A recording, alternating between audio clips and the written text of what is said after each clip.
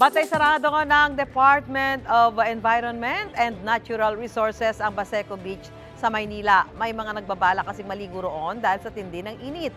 May unang balita live si Jomer Apresto. Jomer! Susan, nandito ako ngayon sa bahagi ng Baseco Beach sa Maynila. Bantay sarado ito ng mga otoridad matapos ipag-utos na bawal ang pagligo dito.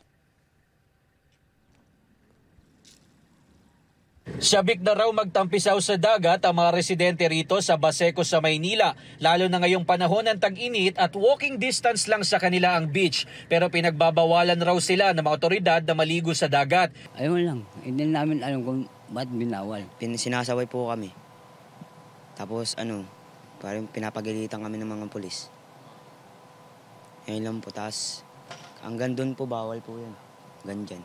Sabi ng Department of Environment and Natural Resources o DNR, mataas pa kasi ang coliform level dito at delikado ito sa kalusugan. Mga na-stroke dito naliligo. Parang nawawala konti yung pakiramdam nila. Ang problema raw ng mga residente ngayon, bawal na nga ang maligo sa dagat, pinagbabawalan din daw silang maglaro ng basketball, lalo na ngayong panahon ng tag-init. Kaya para may mapaglibangan tuwing walang klase, sumasama na lang daw siyang manghuli ng isda.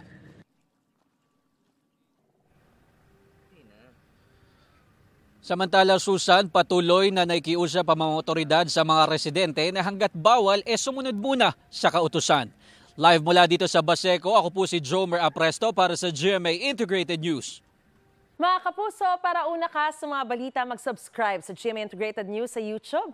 Sa mga kapuso abroad, subaybayan niyo po kami sa GMA Pinoy TV at sa www.gmanews.tv.